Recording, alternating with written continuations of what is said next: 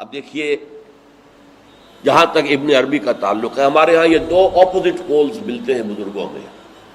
ایک انتہا پر ابن تیمیہ ہے رحمۃ اللہ علیہ، جن کے بارے میں نے آپ کو بتایا کہ انہوں نے اس طرح سمجھا ہے، اس طرح اترتا ہے اللہ جیسے میں یہ ممبر سے اتر رہا ہوں، یہ زیادتی ہے. لیکن بہرحال ایک فکر ہے، ایک سوچ ہے. قرآن اور حدیث کے بہت بڑے عالم تھے، بہت بڑے عالم، بہت بڑے عالم. دوسری انتہا پر ابن عربی ہیں جن کا فلسفہ میں نے آپ کو بتایا. تمام صوفیاء ابن عربی کو شیخ اکبر کہتے ہیں، الشیخ الاکبر، اور صرف الشیخ کہیں گے، دی شیخ، تو اس سے مراد ابن عربی ہوگا. اور ابن تیمیہ انہیں کہتے ہیں زندیق، ملحد. یہ دو انتہائیں ہیں. ہمارے ہاں جو عام طور پر اہل حدیث حضرات ہیں وہ ابن تیمیہ کے فالوورز ہیں ان عقائد میں. ان کے ہاں تصور کیا ہے؟ اللہ تعالی ہر جگہ اگر ہے تو صفاتی اعتبار سے، ذاتی اعتبار سے نہیں. وہ تو اپنی جگہ عرش پر ہے، ساتویں آسمان کے اوپر عرش ہے، عرش کے اوپر کرسی ہے، کرسی پر وہ ہے.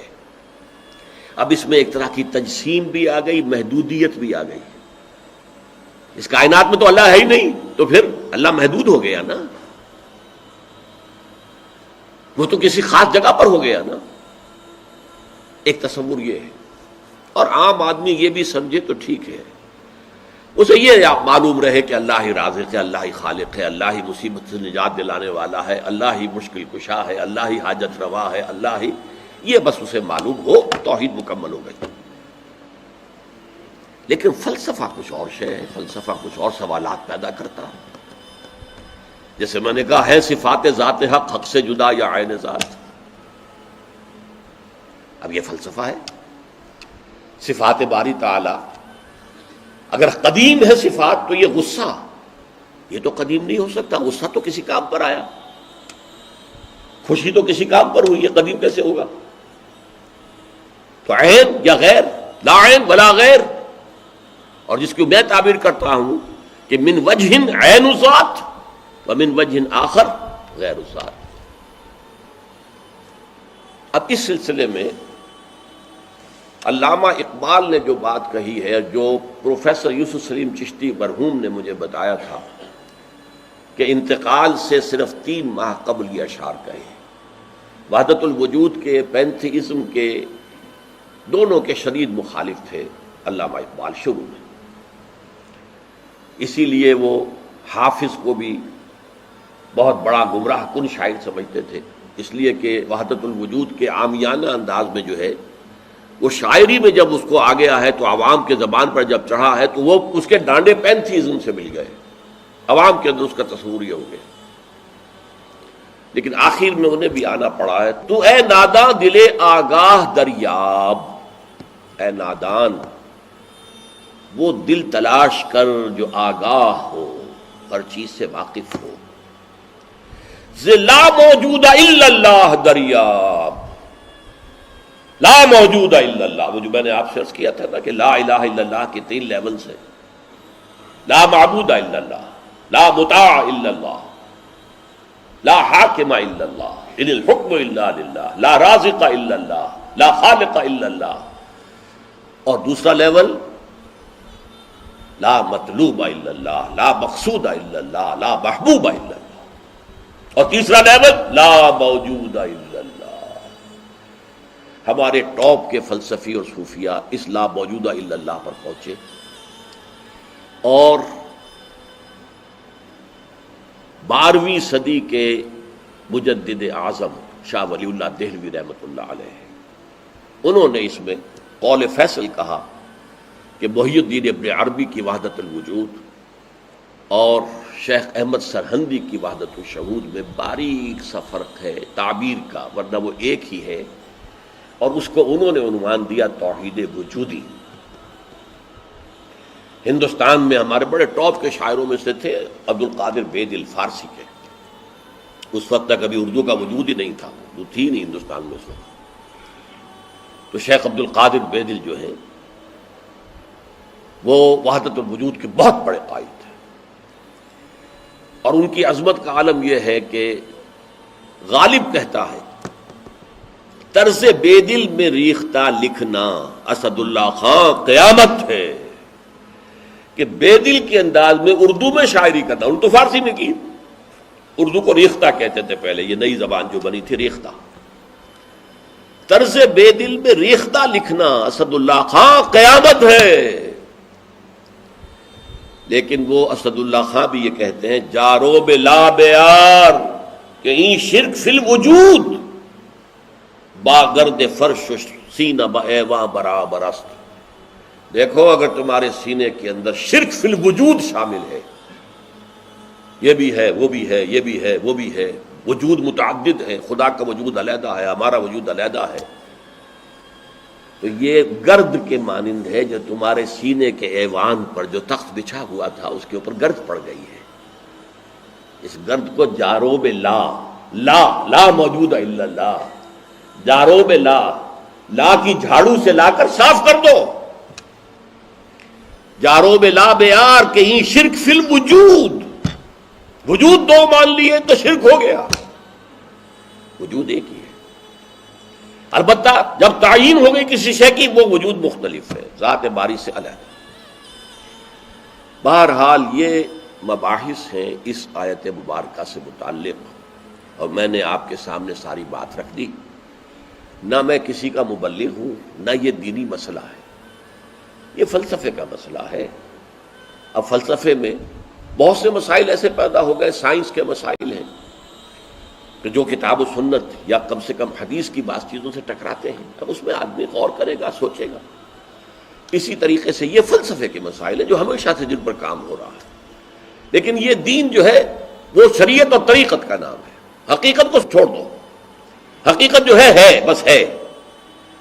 تم سورج مکھی کے پھول بن جاؤ، تمہاری توجہ ہر وقت اپنی اس ذات جو جس نے تمہیں پیدا کیا ہے، حقیقت تو وہی ہے، لیکن سورج مکھی کے پھول بن جاؤ۔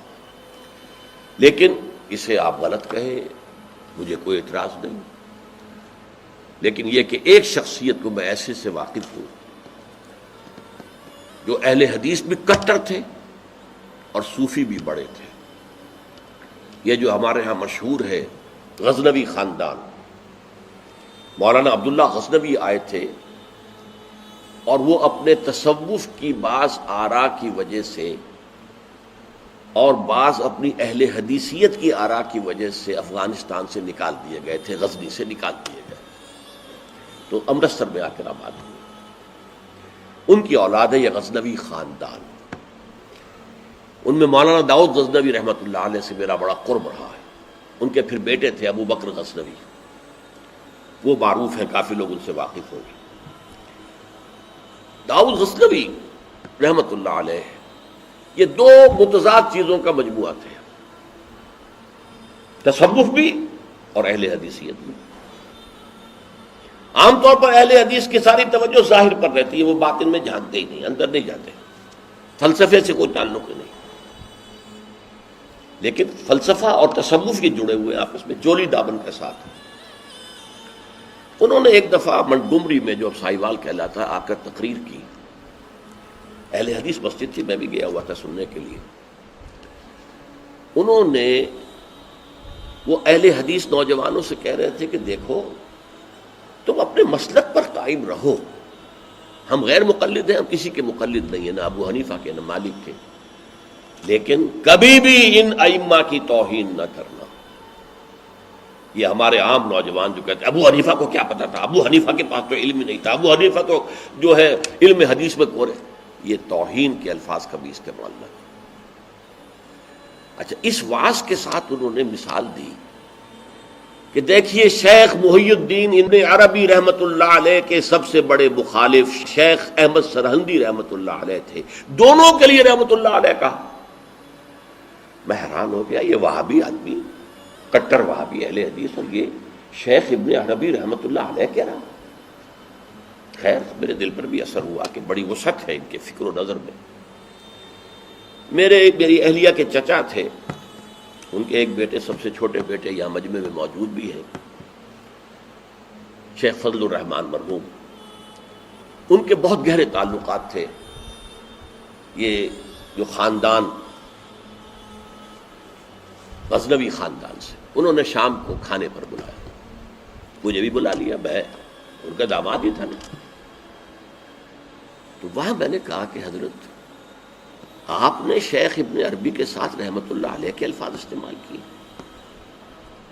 جبکہ ابن تیمیہ نے کوئی شرعی گالی چھوڑی نہیں ان کے لیے. زندیق, ملحد, اور آپ اہل حدیث ہیں, یہ کیسے ہوا؟ میں ان کی عظمت کا قائل ہو گیا, ان کی آنکھوں میں آنسو آ گیا.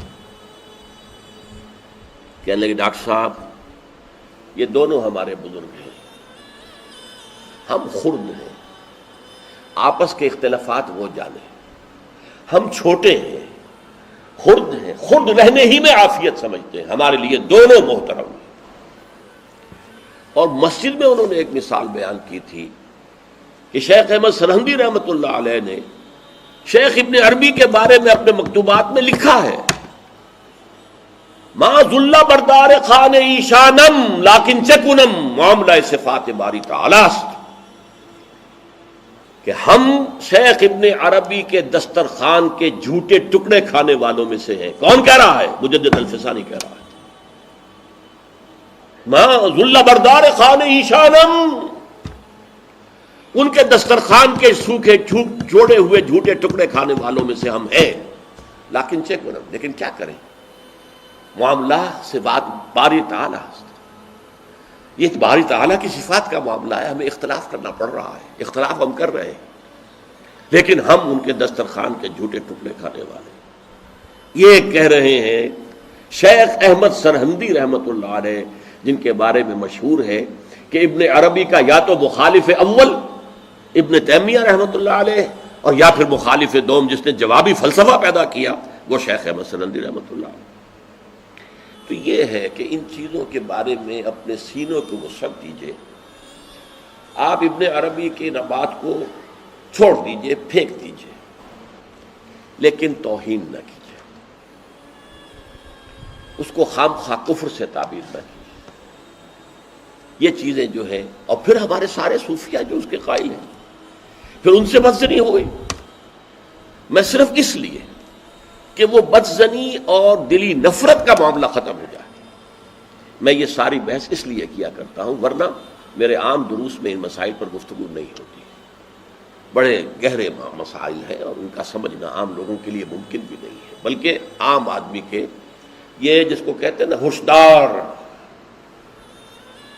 ہوشدار کے رہ بردب تیغست قدم را, ہوشیار رہ جاؤ, یہ تم جو چل رہے ہو یہ تلوار کی دھار کی طرح کا راستہ ہے, کاٹ کے رکھ دے گا تمہیں. جیسے ہم کہتے ہیں پل صراط جو ہے وہ بال سے زیادہ باریک ہوگا اور تلوار کی دھار سے زیادہ تیز ہوگا, جس پر سے گزرنا ہے قیامت میں. یہ کہاوت ہے. هي الحلقات تحفظني بآيات من القرآن, هي الحلقات تملأني بحب المصطفى.